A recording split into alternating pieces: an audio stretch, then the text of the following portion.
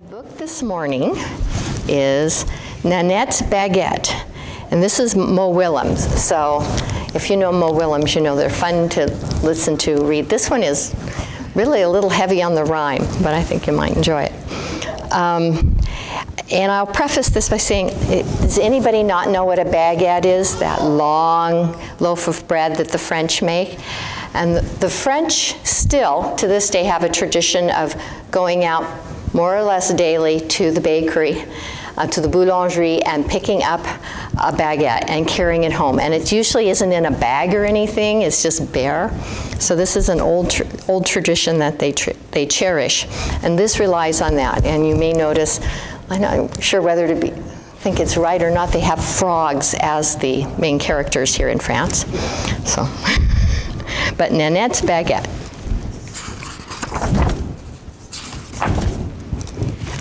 Today is a day Nanette won't soon forget.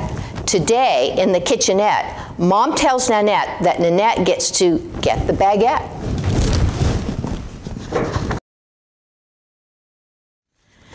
So I think that's the most rhyme one rhyme I've ever had in one book. Kind of challenging, but fun. Of course, my husband and I, Jerry and I, picked this out at the library yesterday. We went to the children's library over on Belmont, and the Belmont Library, and picked this out. And after we picked it out, of course, we had to go buy a baguette and and have cheese and fruit and things with it. And the one we bought, of course, was not at a French bakery. It was at New Season. So it wasn't really as good as a French baguette. It was kind of soft, and it wasn't fresh, and it wasn't warm, and it didn't smell bad, but it wouldn't smell as wonderful as those. So it was a little disappointing, but every time, I think almost every time we have a baguette, it reminds us of our trip to Paris, which is like 11 years ago almost now, a long time, but it reminds us of what we noticed in Paris is that people would be coming home from work, and they'd be dressed up in their suits or their chic dresses, and they'd have this big long baguette sticking out, and they would be starting to nibble on it, and they would be tearing off pieces or just chewing out of their bag, and we began to realize nobody could put off eating the baguette. It smelled so good, it was so tempting. So they didn't make it home whole either. So, so that was one of our most vivid memories from France, and that really stuck out there. That's the way it is. So every time we have the baguette, then we're thinking of France, and we're feeling grateful that we had that opportunity to go, and we were able to go because Jerry's mother passed away, and she left us a small inheritance, and half of it went to pay off debts, and half of it went to go to Paris, where we'd always wanted to go. And whenever I think of that, of course, I feel happy knowing that I had a chance to go. And gratitude does that. It makes you feel happy. It makes you feel good, or at least it gives you satisfaction and a sense of meaning, even if maybe there's gratitude for something that's also kind of sad. Maybe you don't feel overtly happy, but it does make you feel a sense of satisfaction. Gratitude's been called the most pleasant of virtues and the most virtuous of pleasures. I like that quote. And it's actually quite good for us. There's some recent psychological studies, some research that shows that people who experience gratitude frequently, people who are grateful, have stronger feelings of social support and belonging, that they perceive life as more satisfying, and they're more optimistic about their future, that they will continue to have support and help. And they generally experience less stress and less depression than those who experience gratitude less frequently. So if something's so good, how can we experience it more? Since gratitude is an experience that comes from acknowledging a gift or goodness in one's life, recognizing the value of the gift, appreciating the source of the gift, the answer might seem first to be that we'll feel more gratitude if we get more gifts, right? We'll get more stuff. But of course, a little thought reminds you that you all know somebody who's received a lot, but they are annoyingly ungrateful. I'm sure you've all experienced that.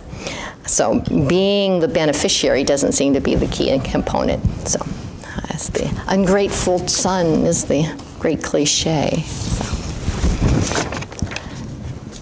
So the important element is not so much getting, but recognizing it. It's not to generate the feeling of gratitude, you need to have some cognitive steps.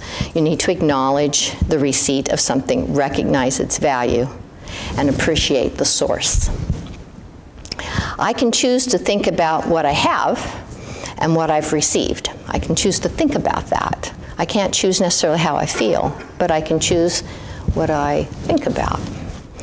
I can seek out material and activities that help me recognize and plan and place an appropriate value on these benefits. And I can plan to encounter those kinds of materials and teachings and situations.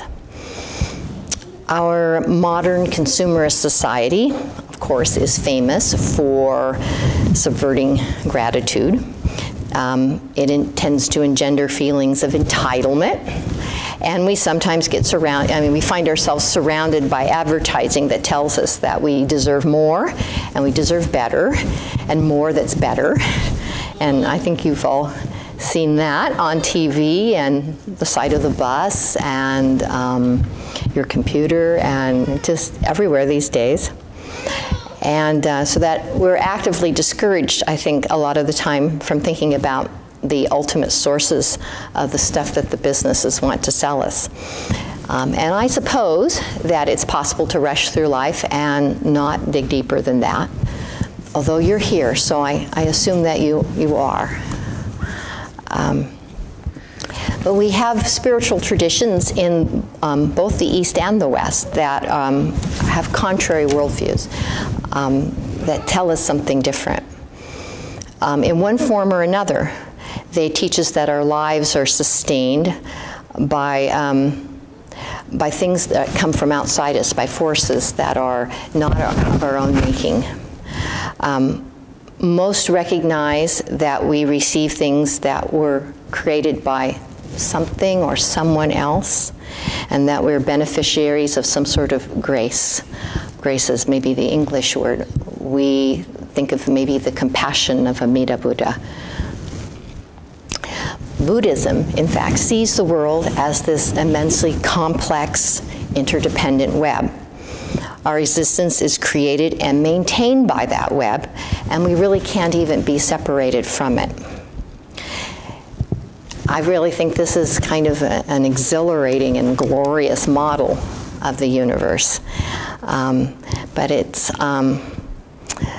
it can cause us to really feel amazed and grateful for our existence, but it can be also a little bit huge and overwhelming. It's not really something you can get your mind around conveniently, an immense cosmic web of causes and conditions. So when you sense that but can't get your brain around it, that's when you can say Namo Amida Butsu. That's what Namo Amida Butsu is for. You can acknowledge it and you can say thank you, even when you can't quite grasp it. But still, I find that we can experience this sort of existential gratitude on a day-to-day level, and we can still be cranky ingrates. That's what I found. We can still carp and complain and feel like we've been hard done by. We can, for example, recognize the natural systems on our planet that generate the oxygen that we breathe or maintain the climate where human beings can produce food and be comfortable and thrive.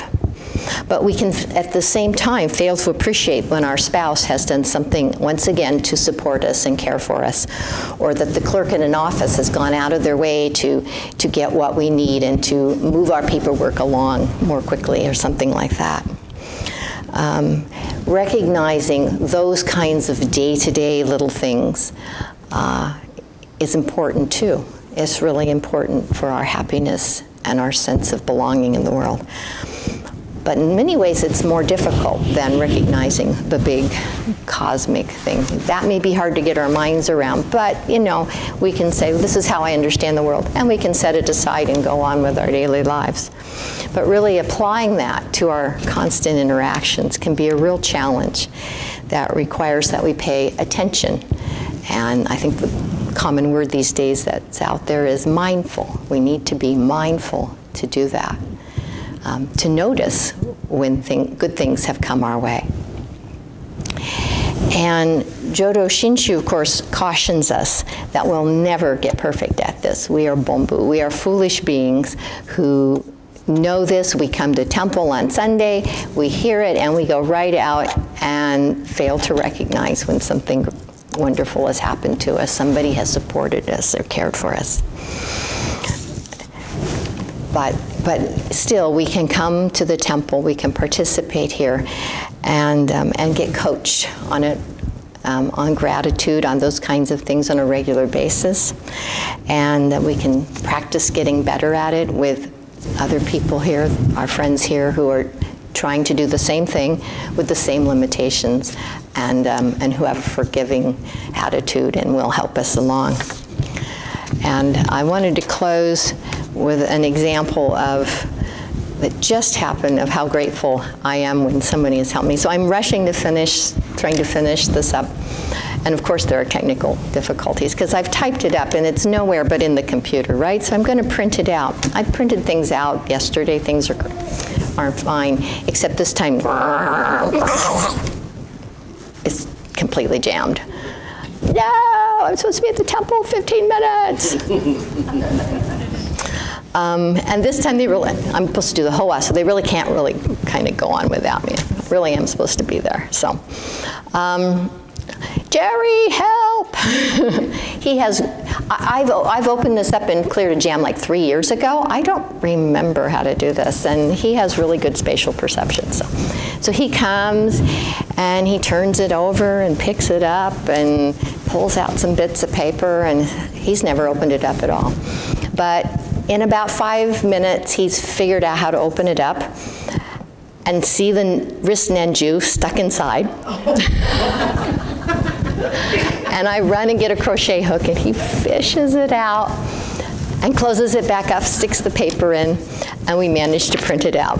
So, and he never yelled at me once. He never growled. And I was very grateful that he saved my bacon. So, while the nenju was the cause of the problem, apparently, I was really grateful that I had been helped by my husband once again.